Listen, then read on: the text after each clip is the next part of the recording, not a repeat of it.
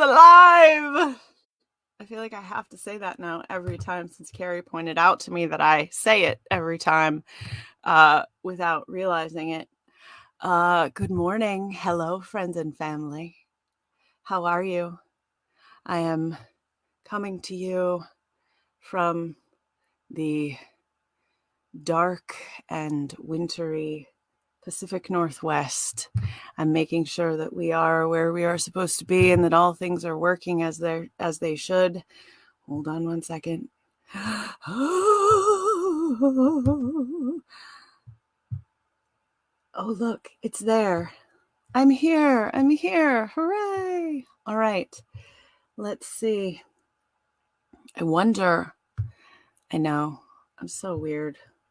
Kota, you just be patient with me. Because I'm doing my thing. Oh, look, there's somebody here already saying good morning. La la la. Good morning, Christy Smith. How are you? It's so wonderful to see you. Hi, y'all. It's been a while. I am happy to be back with you. Excited to be joined today by one of my absolutely most favorite people in the entire world. It's been an interesting past few months. Oh, hello to my wonderful father. I'm so happy to see you here this morning. I'll call you when I'm done. We have our regular Saturday morning phone call I have with my dad and my stepmom, and then I have one with my mom, or sometimes I have one with my mom and then my dad and my stepmom. Regardless, every Saturday morning I call them so that we can check in and see how things are. I know you don't need this information. So it's been a while since I've been here with all of you, and I've been through some shit. Had an interesting fall. Had a little bit of cancer. Had a little bit of cancer removed, all the cancer removed, and was sick for, not with cancer, just with sickness for a long time, and had a really hard time kind of keeping shit together. Had a hard time doing all the things that needed to be done.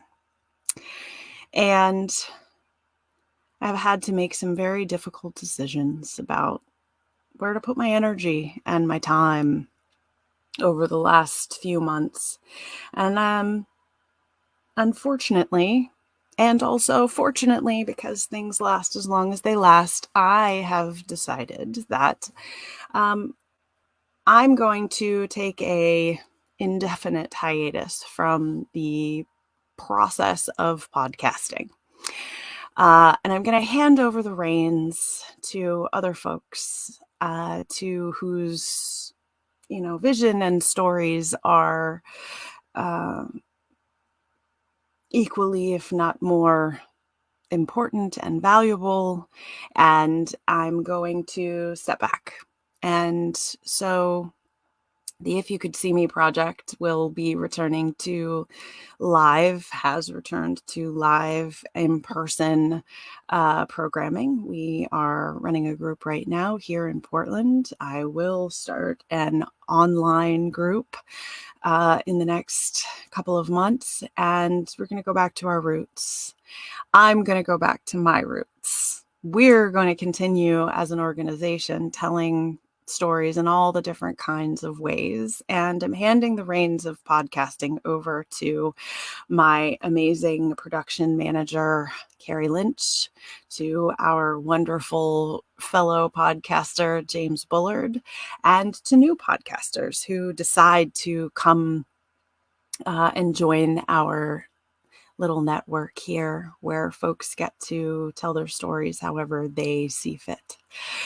Today, I decided that the best way that I could possibly spend my last Coffee and Conversation episode is with Kota Hale, someone that I met through chance and happenstance and the universe intervening many years ago. Now, seems like moments, and yet it was over a decade, well over a decade now.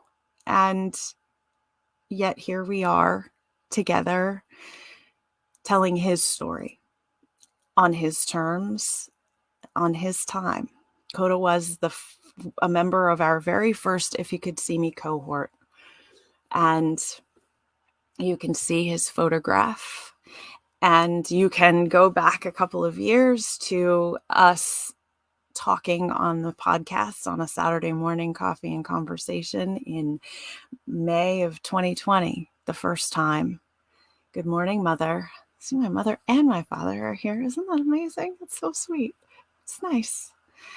And what I tell people when they come to If You Could See Me for the first time and indefinitely is that once you walk in the door the first time, that first step through the door is the hardest step, right? That first time where you go, you know what, I have a story to tell. And I know it's going to be hard to tell it.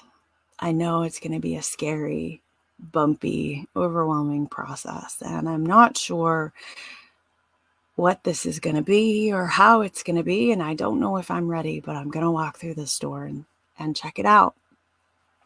And sometimes people are ready right when they walk in the door, and sometimes people aren't. So anybody that walks through physical or virtual doors to meet with us the first time, you know, the answer is always, well, you've done the hard part, right? You've taken the first step, and that's always the scariest.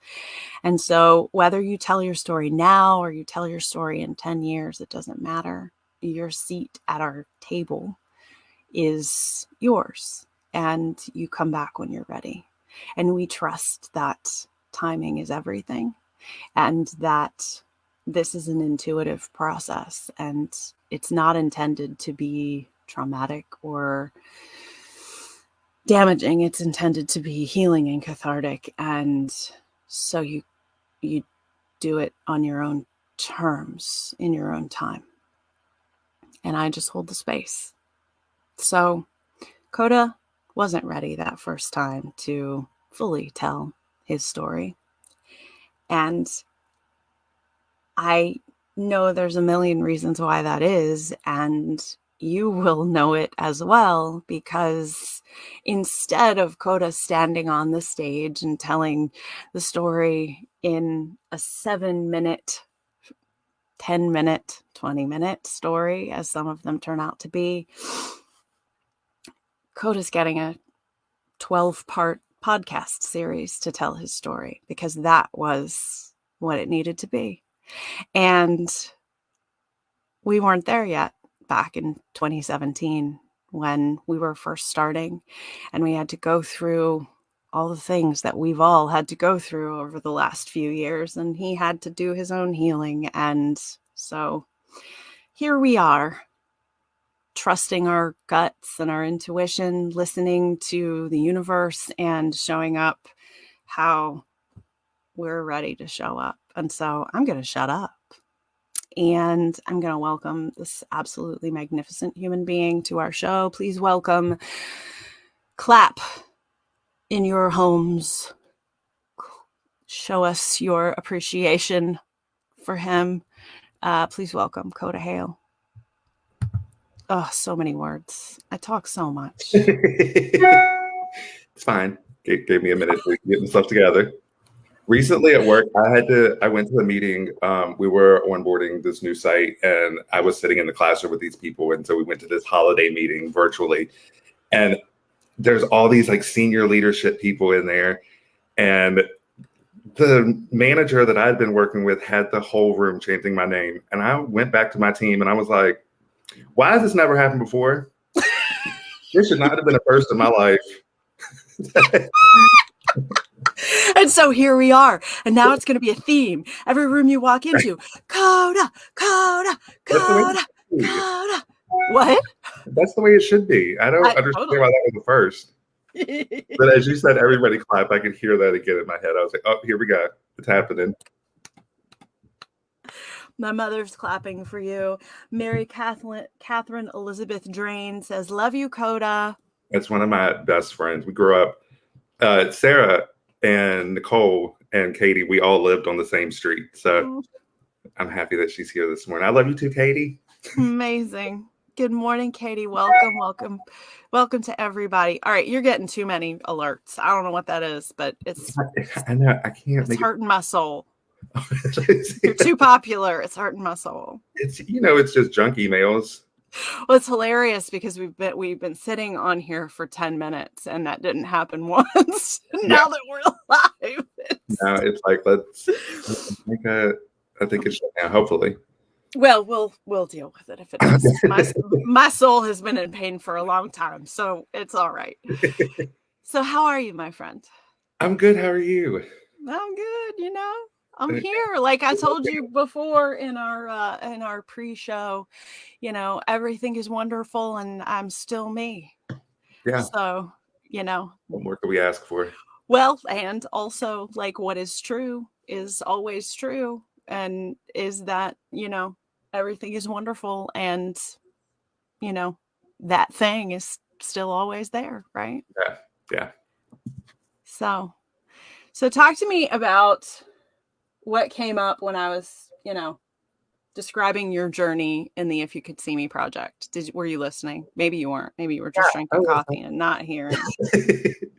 No, it's interesting because I remember sitting down and, I told you when we were recording the podcast, like I have it somewhere here in a notebook. And I remember trying to consolidate for us what ended up being 15 hours of getting together and recording. Mm-hmm. Trying to consolidate all that into 10 minutes and get the message across still that like, I'm really okay. I think a lot of people at work hear like one or two things I've been through and they're like, oh my God. And I'm like, oh, that ain't even it. That ain't even the worst. Like, what do you want? I'm still here. I'm fine. I'm really okay. It's not me trying to like convince everybody that I'm okay. I'm actually okay most days. I did like, I have, we all have our days, but we have our days. Had it even been a full year? I don't think it had been a full year since I had been raped. So, and that's it's one thing. We needed more time than that 10 minutes because at the end of the day, like even just like I just said, like the rape is awful. I got drugged and raped, but prior to that, everything that led up to that moment, addiction and just a shitty childhood from circumstance. I wasn't abused or anything terrible, but poor and alcoholics in the family and shit like that. And then beating addiction just for that to happen. Like that was like the exclamation point at the end of a really shit 20 something years, like right. Well, I mean, but that's the thing is that like, it showed up at this like moment where it was like, good God, could not have been a worse time for me to say, hey, want to come tell your story? And you're like, can we push pause on this for a while? I thought I could, but that's the thing. I thought I could, but then at that moment, that's when I realized, like, as I kept on, I must have wrote it 50 times trying to get 10 minutes together. Mm-hmm. And every time I'm like, that's one piece of this story. That's just like one tiny piece of a much bigger story.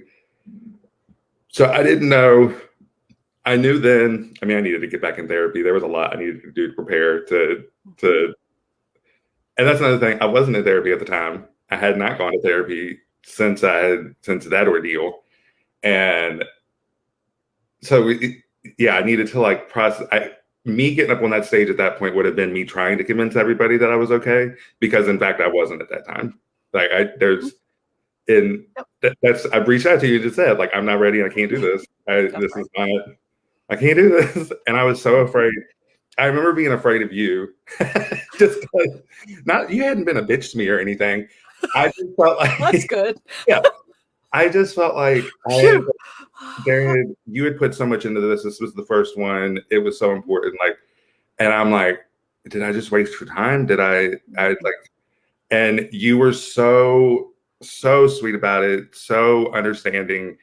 At that point, I was like nervous to even go to the show and support everybody else because I'm like, what?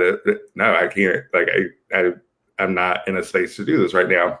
Mm-hmm. So I'm grateful that all these years later, we've been able to create something from it and get the whole story out there instead of Absolutely. a rushed, abbreviated piece of the story.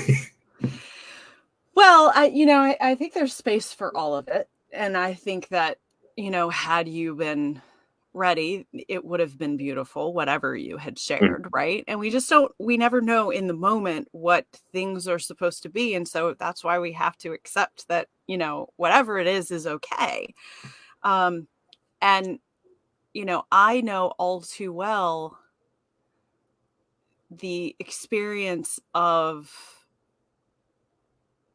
like thinking I can do something Mhm. right in the moment and showing up and saying yes and then not being able to for whatever, you know, reason, Yeah. right? Like, and, and there isn't enough space in our world for like, hey, it's okay. I mean, I grew up in the theater and the theater was this, the show must go on. And Mhm. look, I don't begrudge that, sure, absolutely. And there was no space for individual humanity. There was no space for, we see that you are struggling. What, how can we support you? How can we allow that to be the case? It's just, if you don't show up exactly as you are, then we'll just replace you with someone who can. Mhm. Right. Where you're, And I had a theater background, and you get the whole like, you're gonna let down the whole cast, the whole right, crew. Like, right. you need to push through. I remember a girl showing up with a broken foot, like she had just broke her foot, Mm-hmm. got out of the hospital, and came to our final performance, and I was like, where? You don't Right. got to dance, right? Like, how does this work? So knowing, like, I had the same. That was the thing. Like, I knew you had a theater background. I had much smaller theater background than you, but I knew, like, I didn't know, coming to you and saying I'm not ready right now. I didn't know if I was going to get the whole guilt trip of Mm. you're going to let the whole cast down. Yeah. All you're like, oops, the pressure. Right. Right. Well, and that's the thing is that, I think that there's so much courage in that. And there's so much like you're honoring yourself is exactly why I created this, right? Like I want us to be able to honor ourselves. I want us to be able to show up and listen and then continue listening. Right. And that's why I don't have to approve the story. I don't have to like, Mhm. I'm holding a space to help people feel safe learning to listen to their own intuitive voice, right? And sometimes what we're listening to is not our intuition. Sometimes, I mean, like I've been in that situation a million times in my life where, I look back and I'm like, I wasn't listening to my intuition. I was listening to my fear, right? I was listening to my anxiety. And that's not what you were doing in this case, but the only way that we learn the difference is by continuing to show up, right? Is by continuing to say, okay, well, it wasn't the right time then, but maybe it will be again. And if I had shut that door in that moment, saying that this performance is the most important thing, Mhm. right, then you lose sight of like all the other potential and for amazing things to happen, right? And so it just doesn't, and you don't know in the moment. It's always been about like creating a thing that didn't make me feel separate and alone, right? Yeah. Like Yeah. like because that's the motivation is like growing up feeling being in the world always feeling like, oh, I'm not of whatever this is. Mhm. And I never wanted to do that to someone else, right? That was the whole motivation. It's like, how can we show up in a world that is Coda Keith George Townsend, Coda Strong, hashtag Coda Strong. So, I'm just glad that you didn't let whatever that fear or shame was, keep you completely away, right? That you kept showing up, that you kept coming back and saying, "Hey, I'm," because it was a few times where you were like, "I still want Yeah. like I just want you to know that I'm still here." Yeah. Yeah. Working through it. It's interesting when I think about it now, like if I would have done that first performance, I would have been so humiliated today just because of like I remember like what I was writing.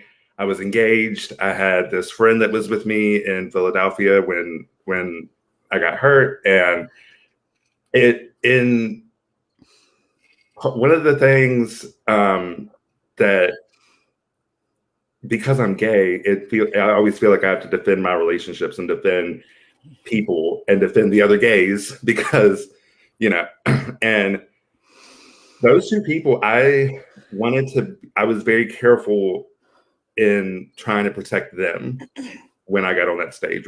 Neither one of them would have been there. Neither, nobody, Right.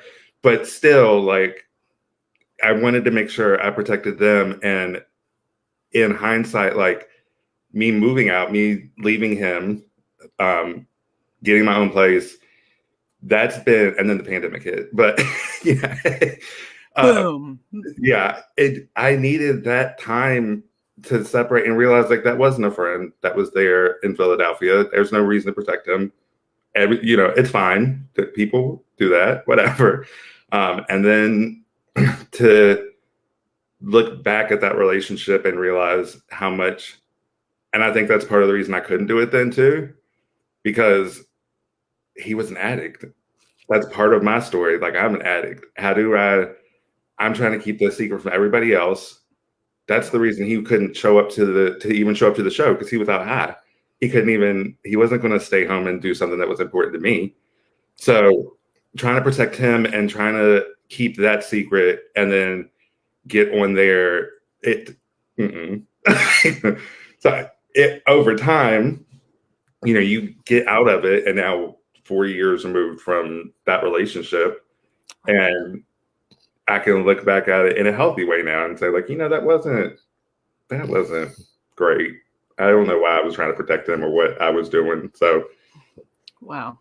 looking at that, like I remember very distinctly, like making sure I knew the ending was always going to say something about how all of them were okay. Everybody was okay. Everybody like made it through this tragic experience that was mine. But Right. But you were still worrying about everybody. yeah, I had to protect them. And at the end of the day, like, I've always said, my friend, what do we call him? Adam in the podcast. Adam didn't want, yeah, Adam.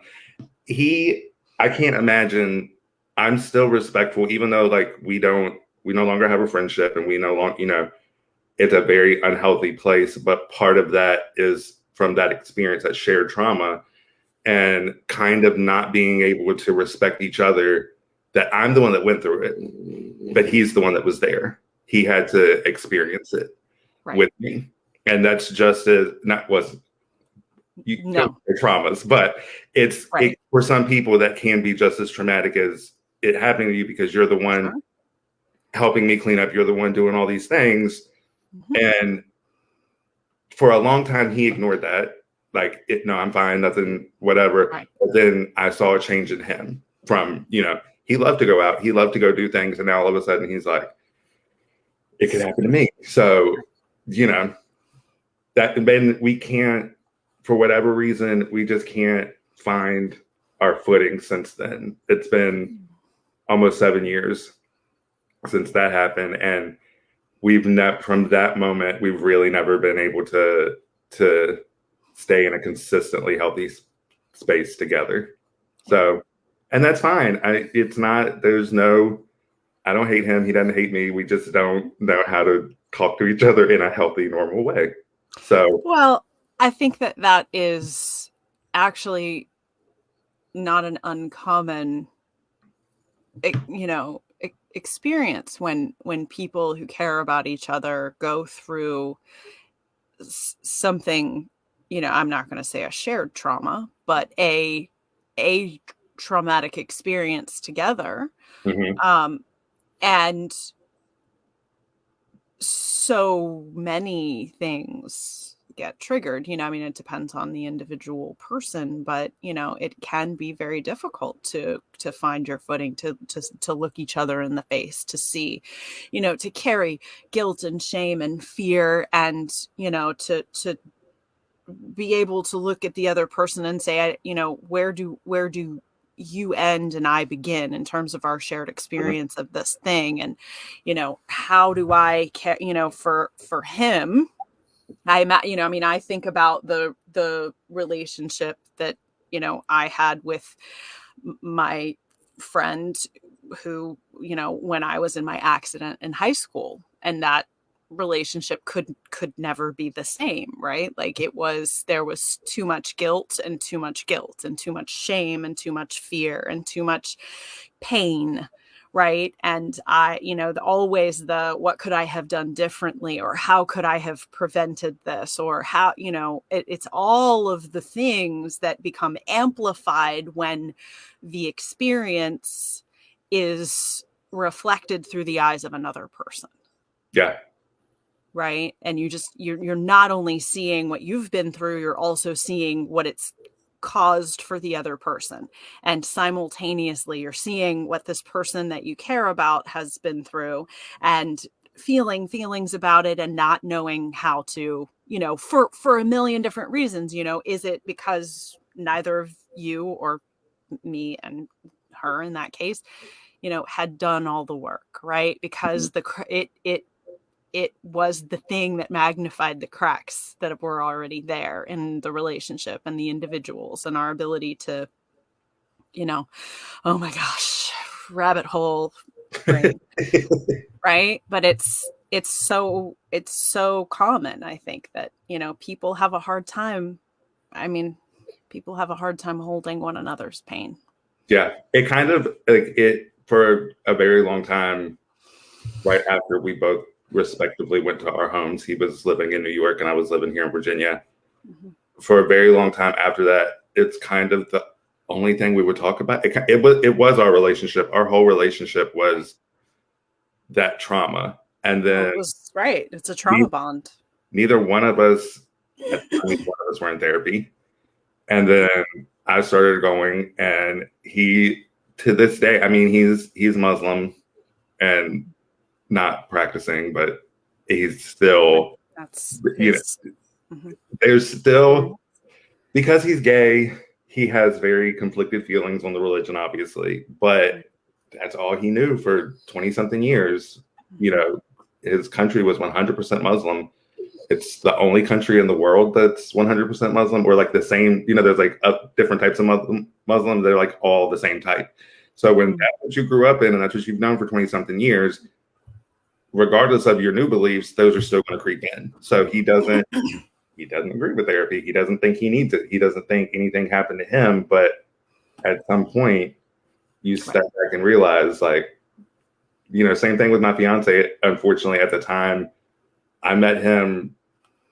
I think 5 weeks, 6 weeks after I had been raped, and he kind of like latched onto that and used that to his advantage. Like our relationship was also very much based on me looking and saying I can fix you, while he was looking at me saying I can fix you, Right. but because he was an addict. But neither one of us were capable of fixing anybody. We tried. Right. Well, I mean, it's always easier to look at, someone else and say, let me focus on what you've got going on.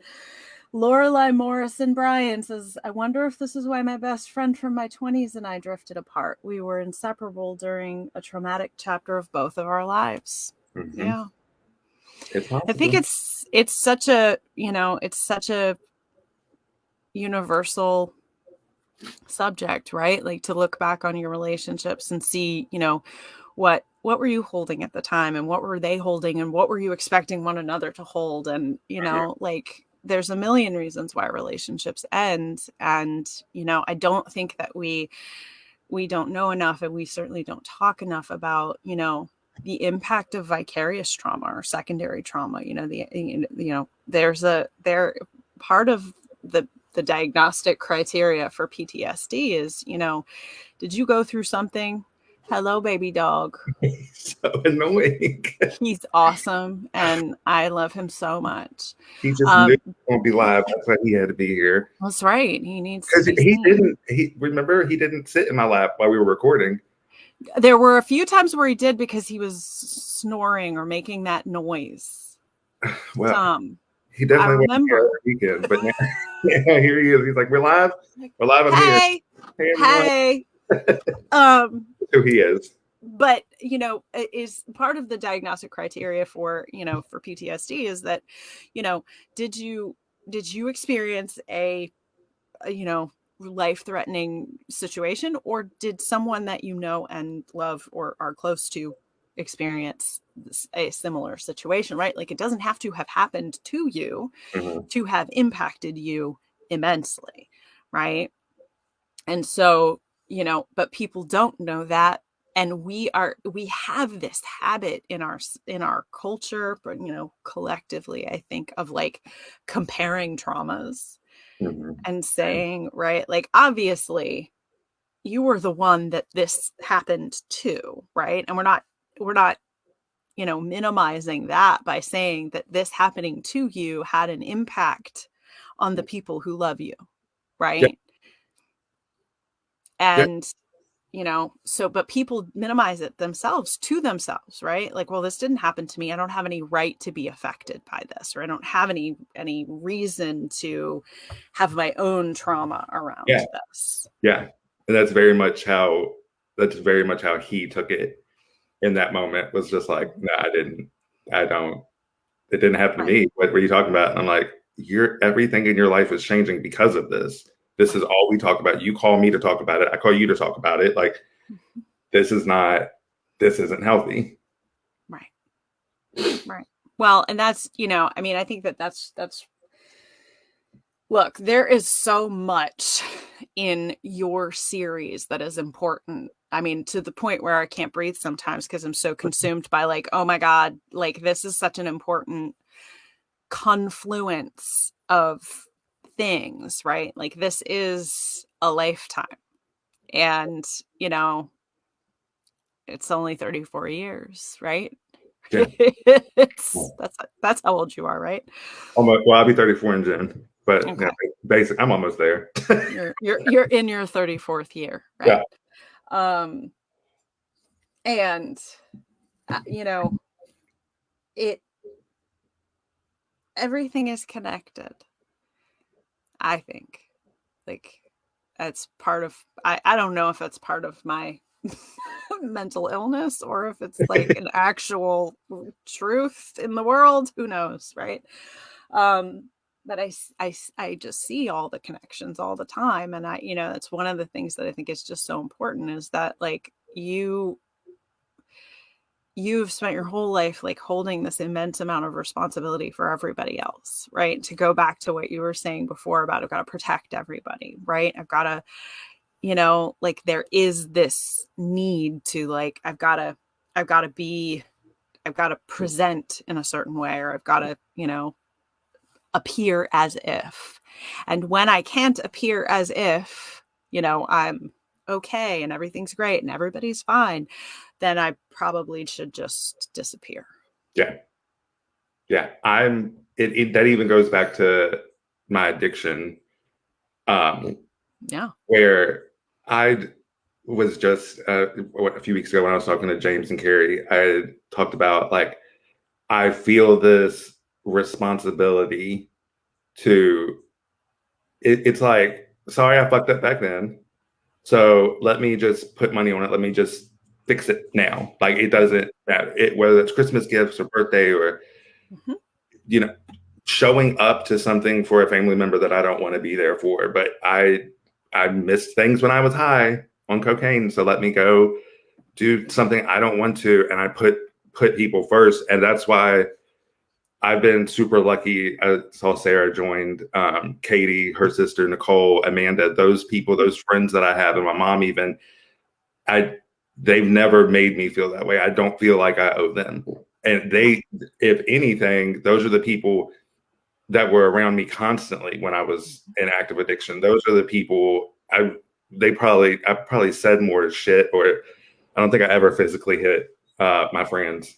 I don't think so. But like I did harmful shit to everybody around me, manipulative shit to everybody, because that's addiction. And those people, the reason I am still friends with them today and love them the way I do is because they are the ones that have never made me feel like you owe me for that time you fucked up. You owe me for me having to deal with you being addicted for years. But, you know, like I don't, and I struggle with that. I think I'll struggle with that forever.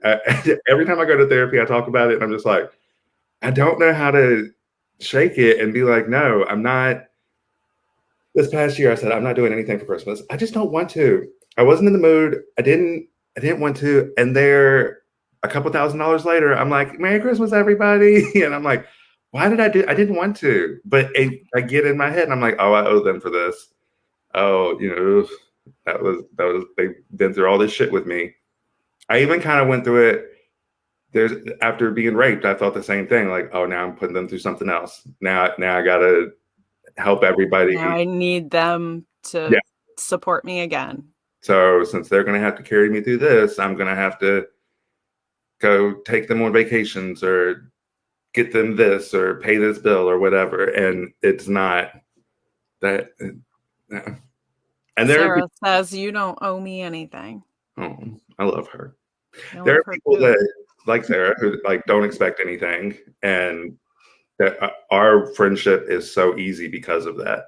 Because we just everything moves freely in both directions, and we're good.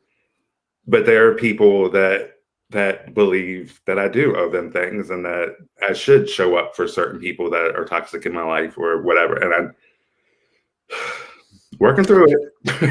Well, I mean, but that's the thing is like how what always comes up for me is that damn Brene Brown quote that I simultaneously love and hate her for writing and not me. That I've said a million times.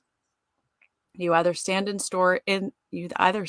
inside your story and own it, or you stand outside of it and you hustle for your worthiness. Mm-hmm. Right? And so like that hustle for your worthiness part is like so like just every day like ugh.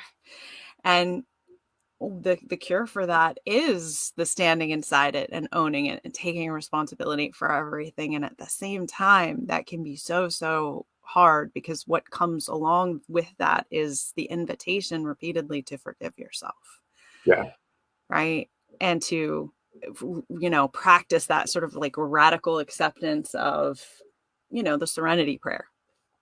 Right? There's shit that I can't change, Yeah. right? There's choices I made that I can't. I have no there's not. I wish time travel were a thing, and yet, it's not, and we can't go back and change what we did or the choices that we made whenever, in whatever state we were in. And so, what do I do today? How do I show up today? And so some of that is hustling for your worthiness, and some of that is like, I don't know. Is there gratitude for being able to show up for? Yeah. Yeah. And I think I'm terrible with boundaries with everybody. Yeah. I have none, so I don't know how to enforce them with anybody else. I'll say whatever and do whatever and then deal with it later.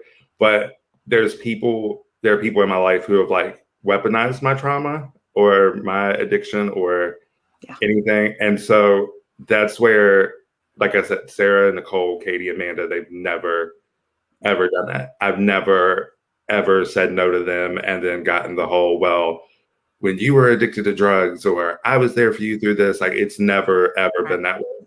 But there are people in my life who have done it, definitely have done it, or people that have guilted me, used that to guilt me into getting something from me. And so once that started, that's where like that it's my biggest struggle today is with certain people in my life. I know I need to say no, or I want to say no to them.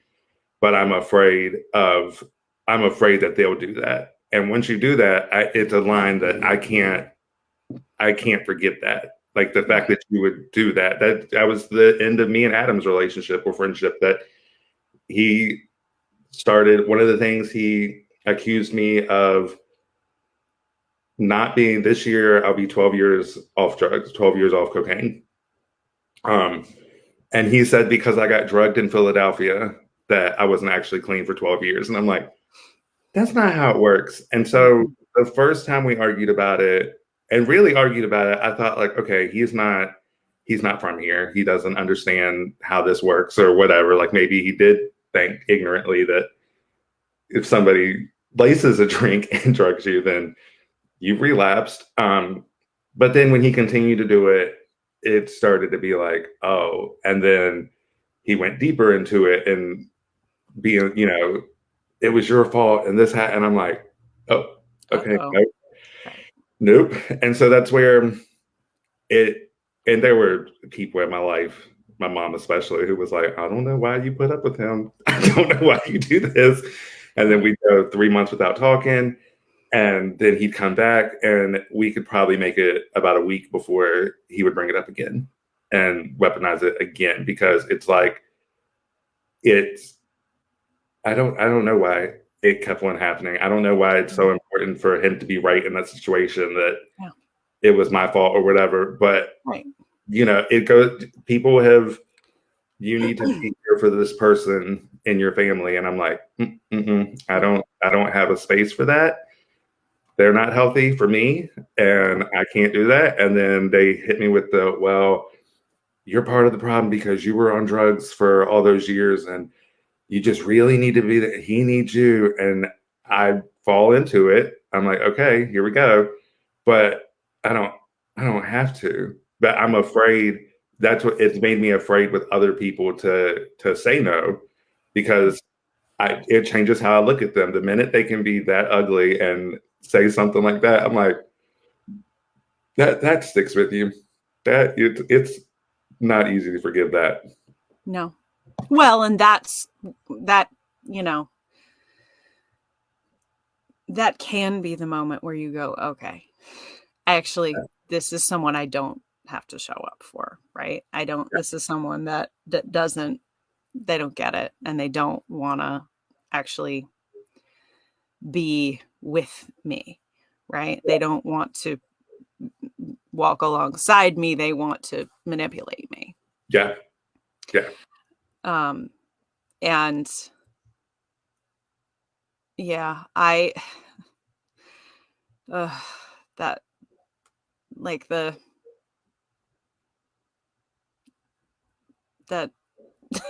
inner analyzer just wants to jump into the whole, let me tell you why Adam is acting the way that he is acting. I won't do that because it's not my place and it doesn't matter. Ultimately, but again, going back to holding other people's pain is really hard, hmm right? And I and always thought sometimes we have to make sense of it, right? I always just look at it like he can't.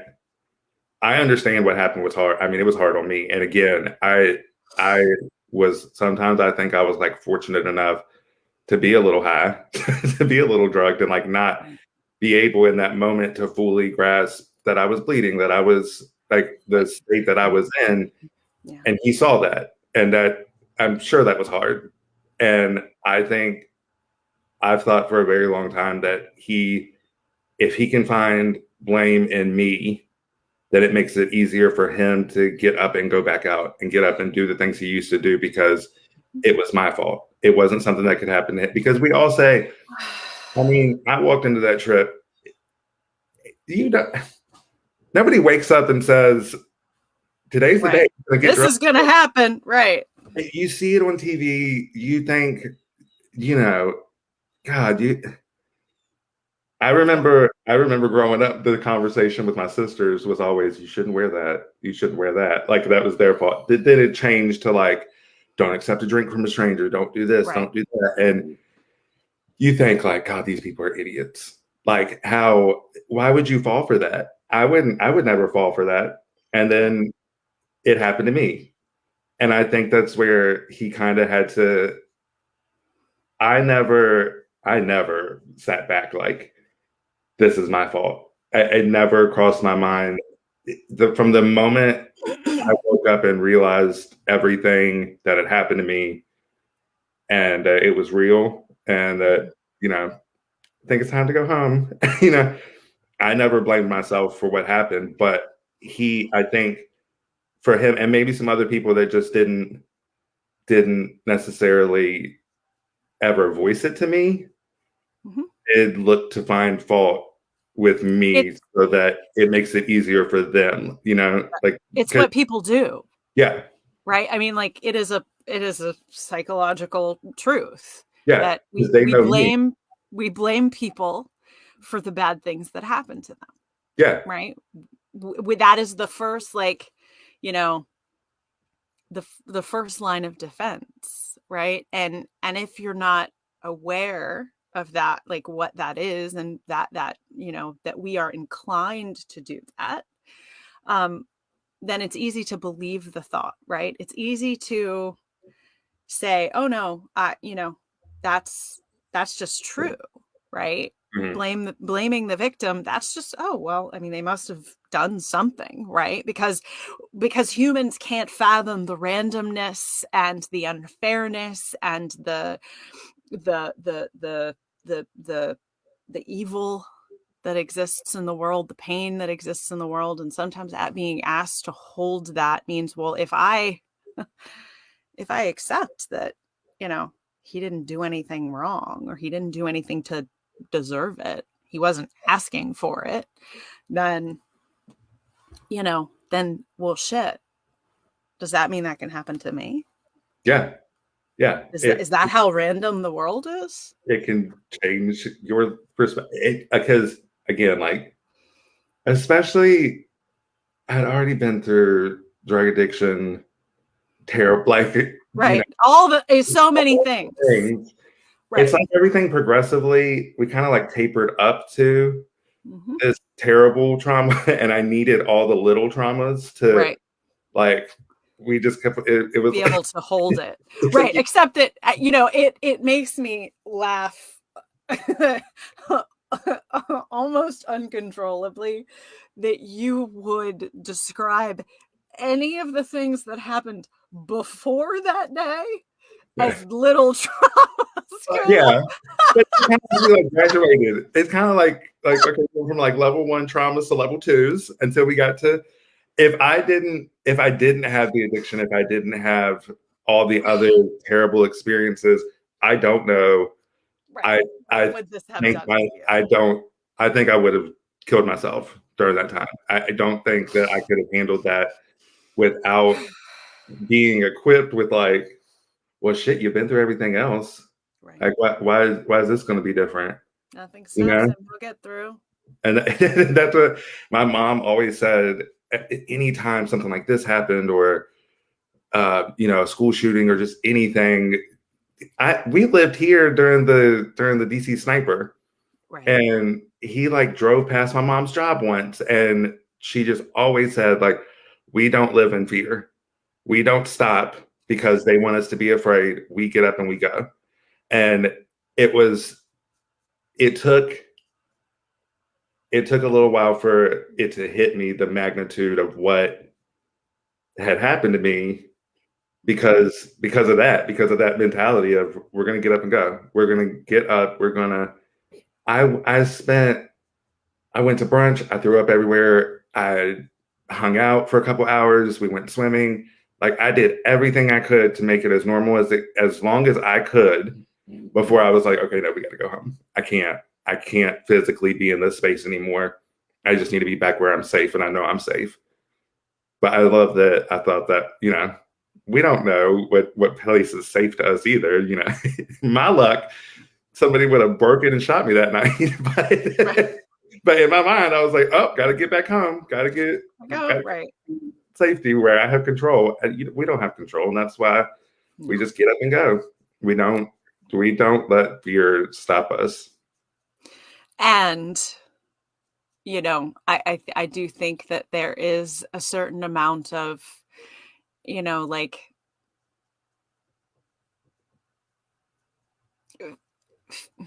feeling like the need to constantly move through fear.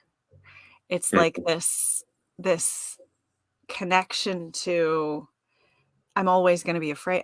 Everything is always chaotic and frightening, and I just have to push through everything, Yeah. right? And like, so how much of that is getting kind of like almost addicted to the chaos, get addicted to always surviving through Yeah. the worst, And not, right? And then that becomes the norm. yeah. And not knowing when things calm down, being like, is this okay? Right. Is everything normal? Is this, Right. And do I have to be still bracing myself for yeah. Oh, yeah. I think not even 2 weeks after, I know it wasn't even 2 weeks after I got raped because I went to work and I went on a 2 week leave of absence because at that point I couldn't even sit. And I was like, okay, I'm gonna have to go do something. So I'm gonna go to the doctor. I'm gonna do everything right.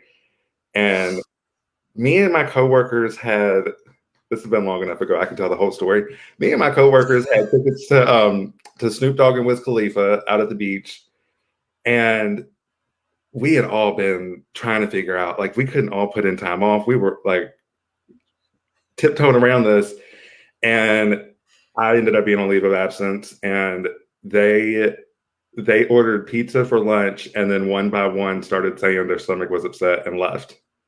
It wasn't. I was like, first of all, y'all are genius, and secondly, I wish I'd have been there and be like, oh, I got to go too.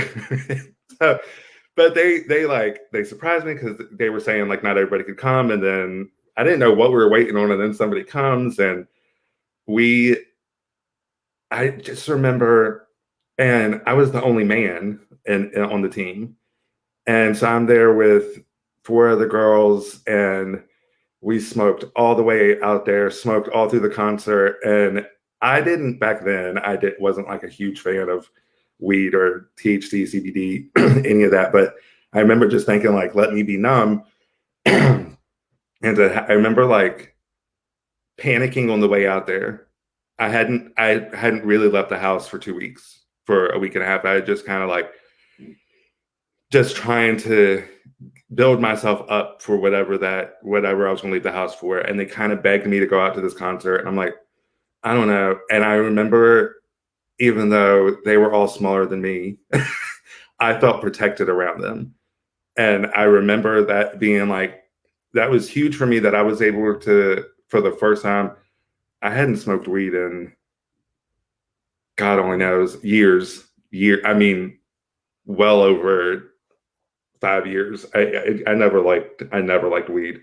Weed just puts me to sleep. Right. But yeah, I'm Right. like, oh, I'm high. I stopped talking. Right. My mom always says if I'm on the phone with her, she goes, "Are you high?" This is Right. Yeah. what Moms know. yeah. Moms She goes, always well, know. because I start talking real slow. Mhm. And then I just stop talking at all, and then I just go to bed. I take CBD with THC. It's like 5 milligrams of THC. Right. It's low dose, and I'm like, oh, time to go to bed, and I go right out. But there was it was a huge step for me to be able to smoke weed and Mhm. feel like I was still in a safe space with these women. And there's been nights where, yeah, I've drank too much. I went to Sarah's house and completely blacked out drunk, and I whoop, that was like 2 years ago, a year and a half ago. It wasn't that long ago. Didn't eat all day, and then I landed late, and then I started drinking before I ate. It was a whole thing, but I remember waking up and her being so concerned. But I remember the first thing I thought was, "Thank God I was with her. Thank God I was in a safe space. Thank God I didn't have to worry about anything happening to me when I passed out on the bathroom floor." You know, not proud of it, but I'm thankful those are the people that I lean on the most. And I always just hope, if I ever get too high or too drunk, I hope I'm with these Right. people because You're I'm safe. with the people that you feel safe with. Yeah. Does it change, like, for you, who you are willing to, you know, be with in those situations, like there, I think something happens where there's this sort of youthful lack of awareness or laissez-faire or underdeveloped brains, like there is something about being younger where you think you're invincible, right? Like Yeah, you and think then you that add nothing cocaine to bad's that, gonna and happen, right? there's Yeah, there was no right. awareness. I remember me and Amanda, first of all, like getting clean and looking at each other like, what? How do we do all of that?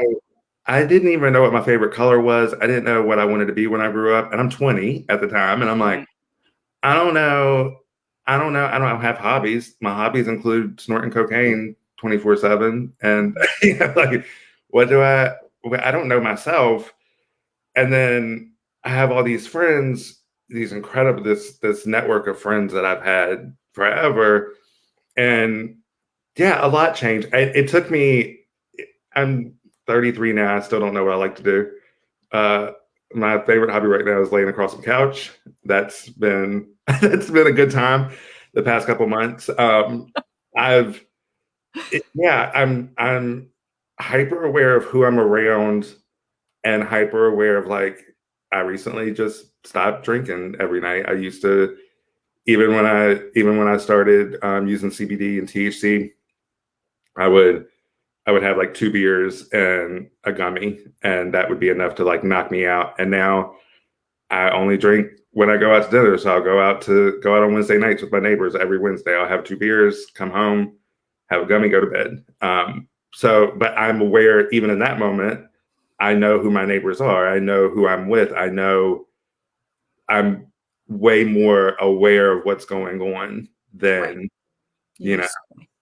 And I also with them, I mean, my neighbor was one of the people that kind of sat down and had a conversation with me and said, I love that I said my neighbor was one of the people. I looked down and my other neighbor, Michelle, just joined. um, Welcome, Michelle. but my other neighbor sat me down a few months ago and just said,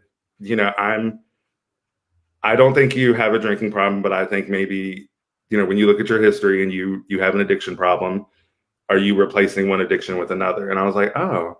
And it's different. Adam had come at me saying, you drink too much. You drink every single night. And I'm like, it's not, I'm not drinking like a case of beer every night. I'm having a couple beers and eating a gummy and going to bed. But that was not, do you see the difference in the delivery? Like one person cared and one person just wanted to accuse me of Right. of being anything, Judgmental. just making it my fault again. Whatever Mhm. he could do to make it my fault because that made it in his mind, he had some excuse for why it happened instead of this can happen to any of us. Any of these things that I've been through Right. can happen to any of us. Mhm. Well, I think that so like that's a really valuable point, when I what get was that? that now it's a text message, and I knew it was going to come through. Thought it was the fire alarm. So like I need to tell everybody that like before we went live, I was sitting here alone in my little office, which is what we call it, because it's a closet that is also my office. And I started the little, made the little thing so that I know when a person joins the on StreamYard, because sometimes I'll be working on something waiting for somebody to join and not realize that they're there. And so it um the life of a hypervigilant, no matter how much healing you do, like legit, uh your nervous system is always on alert. And so this tiny little dull thump happened when Kota joined the call before we went live, and I jumped out of my skin. And then that right there I was watched I watched you process it. It was like, because it went from, oh God, brains are so weird. It was, I heard it, and then I was like, oh, his building's on fire. He's got to, he has to escape. He has to evacuate. Like in the blink of an eye, man. That was just like, boom, all of a sudden, literal towering inferno. 0 to towering inferno in half a second. So I'm glad it was only a text message. Yeah, and now I need to take a deep fucking breath. All is well over here. So, okay. And now we're coming back. All right. So, like, let's kind of end on how do we talk to each other, right? Like, how do we go to a person that we actually care about and say, hey, I see something that I find concerning, or I'm concerned about you, or I'm worried about you, right? Because it is all in the delivery. And also sometimes it doesn't matter how kind you are. It doesn't matter how concerned you are. It doesn't matter how well you deliver the message. If the person's not willing to listen, or they're not ready to listen, or they don't want to listen, or they haven't been through all the things that you have been through to be able to receive that information, it falls on deaf ears. So I'm really lucky. I have my support group. We're all a little crazy. We're all, but we all. It's the only way to be. Yeah, we've all been able to. I think I talked in our podcast about growing up and mental health and going to see a therapist or any of that. That was embarrassing to some people and families. And don't tell any of your friends that you have to go do this because you're crazy. But I'm able to. We've all just. I don't know why. My mom always said she would tell everybody who would listen, I'm gay, I'm an addict. She didn't like it, either one of them, but she worked through it and it gets better and he gets better and blah, blah, blah. And she always just said, if we can help somebody, then why not tell somebody what happened, and the good, the bad, the ugly, whatever. So I guess that's the reason why I've always just been open about my addiction, about depression, about anxiety, PTSD now, like all the bucket full of crazy that I have. And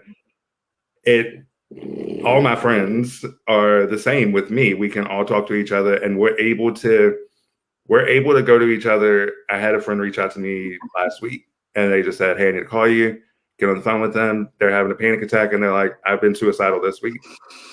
Instead of me, we can all do that with each other, because instead of us being like, oh my God, I'm calling your husband. Oh my God, I'm calling the police. You need a welfare check, all that. It didn't require that reaction. Right. We don't need that from each other. Right. If I have been in actual like suicidal moment, I'm not calling one of them. Not saying that, not saying it wasn't actually suicidal, but I'd like, when I get to the point that I have a plan, I'm going to get myself help. But they weren't there. They felt like they trusted me to reach out to me and just calm down, just sit in the shit with them. And I have a lot of friends that I can do that with. And I know there are a lot of people that don't have that. But that's how because when my neighbor just sat me down and said, I see this and I'm concerned, not saying that it is a problem, but just want you, But is it a problem? Right. Yeah. That's what she said, right? Like, I'm not saying it's a problem, but I'm asking you, is this like optics of it, and considering you gotta decide, right? Else, and they didn't do it. They waited. We go out every Wednesday. It's me and usually 2 neighbors, a friend, my trainers come. Like we everybody's welcome at that table. And this particular neighbor waited until it was just me and them one-on-one. It wasn't a show. It wasn't a let's put Dakota on the chopping block and roast them. Let's just sit down and have this conversation. And I'm just saying it out of concern. And I was like, okay. And from that point, I was like, well, okay, I'm just going to cut it out. Just, last night I knew I had this. Like Friday nights are hard. I get bored, but who doesn't? If you don't got plans on a Friday night. There's this mental thing about a Friday night where you're like, I should be ordering food. going out, all these things. And I say going out. Here's the thing: if I'm too old now. If I go out by like 10 o'clock, I'm like, where's the bed? But if I stay home, it's 1 a.m. and I'm like, oh, I got to finish this episode of Dateline. Who killed her? Like, what is happening? But let me tell you, like, this is a total aside. I've been watching a lot of Dateline lately, and I feel like it's because I don't have cable, and on the weekends, the NBC whatever news channel is literally just Dateline all weekend long. Those shows are very manipulative. oh yeah, Because they don't actually solve anything most of the time. It's no. usually exactly what it was in the front, and that wasn't like I'm getting to the point person was guilty or they weren't guilty, and it didn't change. Anyway, total aside. But no, like I understand, but I have to get to the end of it regardless. Exactly. But I knew I had to do this morning. So where like Heineken makes a 0 alcohol beer, which is unfortunate because I hate Heineken. But I had a couple of those last night. I had a gummy, woke up at 7:30 to do this because I don't know why. I felt like 7:30 was the appropriate time. If this was starting at 10, I was over prepared to see you today. But well, that's probably good. Yeah. You need to be prepared to spend time with me. I have to prepare myself to spend time with myself too. So I woke up at 5. So. There you go. All good. Yeah, so, I mean, and that was one thing that was weird. I don't miss being drunk, but I do sometimes miss the flavor of beer, and it's so gross. Like at face value, like sometimes I'd be like, "This is so gross. Why do we drink it?"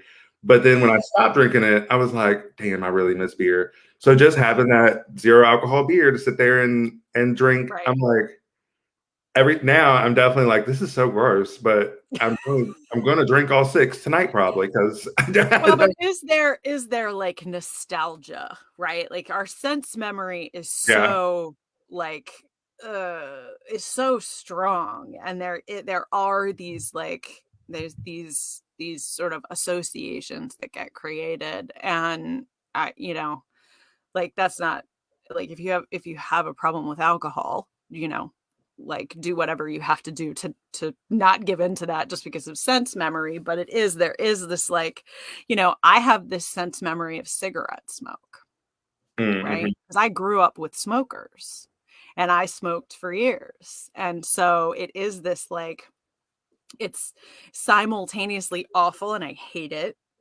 and on some level comforting in certain situations, or when I walk past it, or and I have this like, my husband and I went out a few weeks ago and we were walking through the city on our way from a thing to dinner, and we walked past someone who was smoking outside, and he doesn't smoke anymore either, and we both were like oh, it's like this like because it was a Friday night and we were out, and that's the smell of being out on a Friday night in the city, wandering around the street. What kind of trouble are we going to get into, right? Yeah.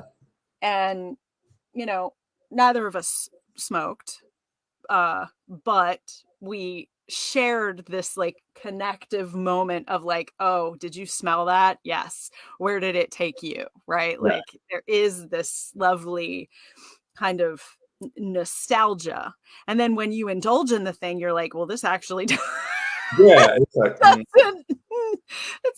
it's not actually taking me back to being 21. Yeah, exactly, which is what I'm actually longing for in this moment, is that sort of like abandon and all of it. So I just want to read Chris, Max is how he is referred to.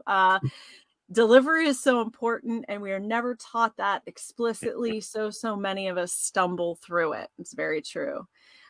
Is it crazy to be depressed in such an effed up world? Absolutely not. Every single day, that is the answer. Like, so much of my work as a therapist is about like, can we just acknowledge what is actually hard about the thing that whatever the person sitting in front of me is going, like, can you just, you're sad because what you're dealing with is sad. You're afraid because what you're doing is scary. You're angry because this is fucking awful, right? Like these emotions, these feelings are justified because, you know, they're supposed to be there, right?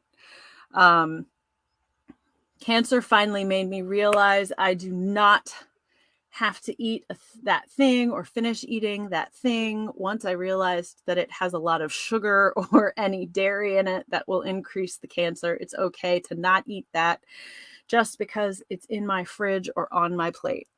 Mm-hmm. It's okay to not eat it. It's okay to eat it. It's okay to do whatever, you know, like, and I'm not saying justifying, like, let's all go out and make bad health decisions or, you know, right? Like, but that's we have so much like self-loathing, right? Like so much we tell ourselves we should do or we shouldn't do, or we, you know, the Friday night is the worst for FOMO. Max also said, right? Like that thing about, you know, I'm supposed to be out. I'm supposed to be doing this. I'm supposed to eat that. I'm not supposed to eat that. I'm supposed to drink this. I'm not supposed to drink that. I'm, you know, and when I do, I am bad, right? Or I am somehow not fulfilling the, you know, the greatness that I was put here on this earth to do. And, you know, like so much of this process together, so much of the, if you could see me, and so much of my own journey has been about like learning to practice this radical self-acceptance, right? Like I am all of it, right? And all of it is part of me, right? And not one thing defines me as an individual or you or any of us. And, you know, I'm a human. And that means I fuck up. Yeah. Nothing's going to be perfect. So I just have fun while I'm here. Well, you do. And you also like, you do do the work, right? Yeah. In all of the beautiful, you know, imperfection of all of it, you do show up and you do try to be better. You were going to say something and I cut you off. All stories start as rough drafts. Absolutely, Katie. No, we talked about in our podcast, or in the podcast coming out, that, you know, sitting in the shit. We always just talk about sitting in the shit. Yep. So I was debating on whether or not to tell you this, but at this point, we've literally been sitting in shit for an hour now. As you were introducing me, Rocco jumped up on my lap, sit down, and French bulldogs like notoriously have terrible gas. So I'm like, why did you just fart? Like, I gotta go live. And I looked down and he had shit on my pants. So I had so I've been sitting in the shit. Literally sitting in shit for the past hour. So I was like, well, as we wrap up, might as well just let the world know I've been sitting in shit. Practice what we preach. We're going to sit in the shit, right?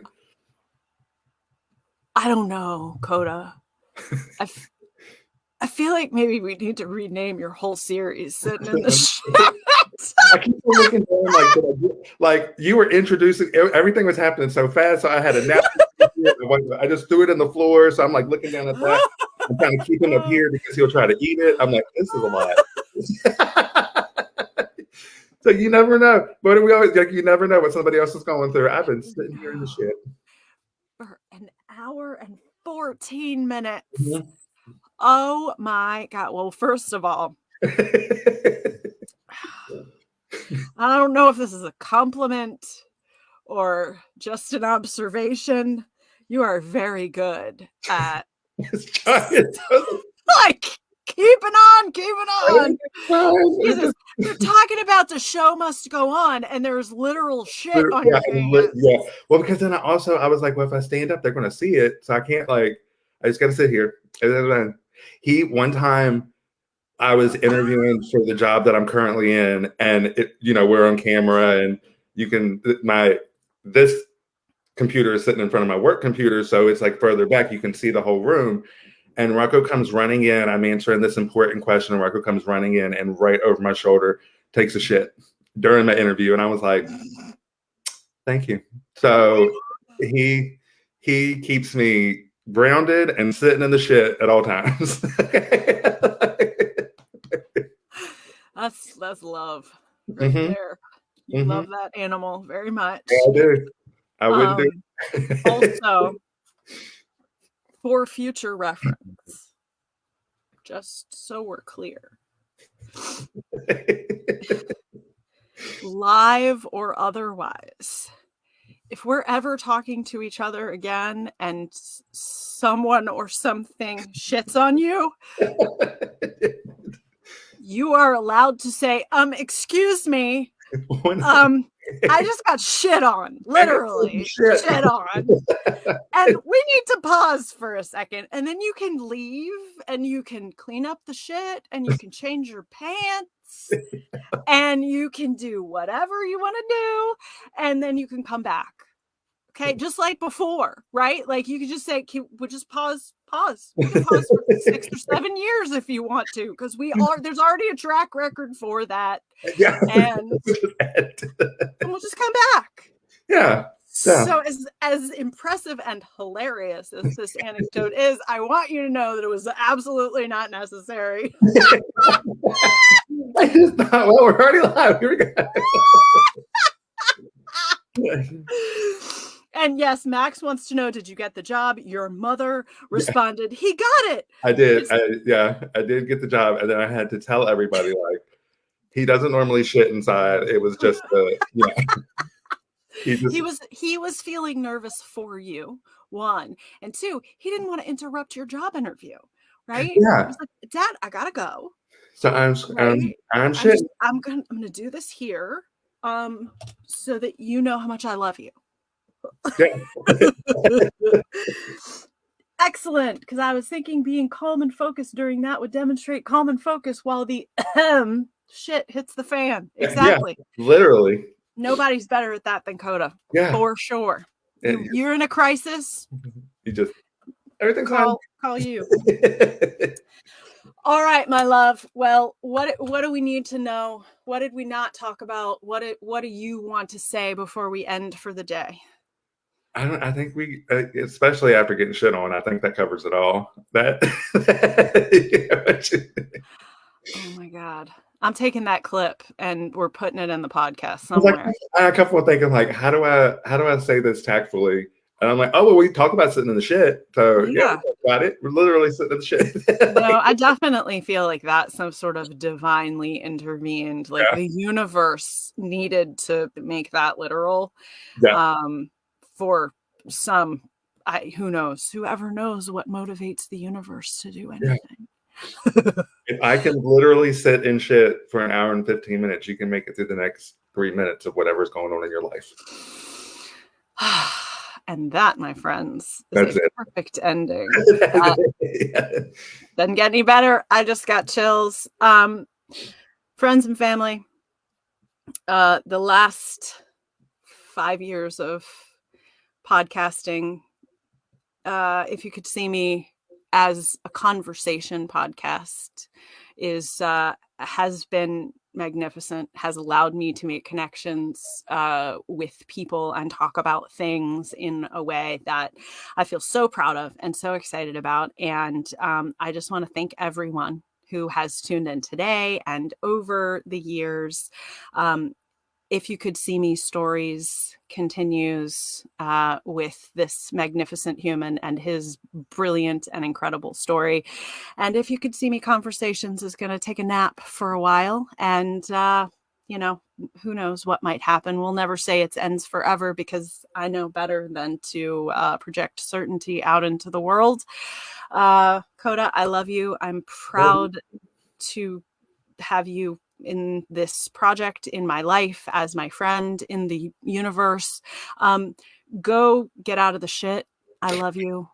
Thank you for everything. I will see you soon. All right. Mwah. Bye, y'all.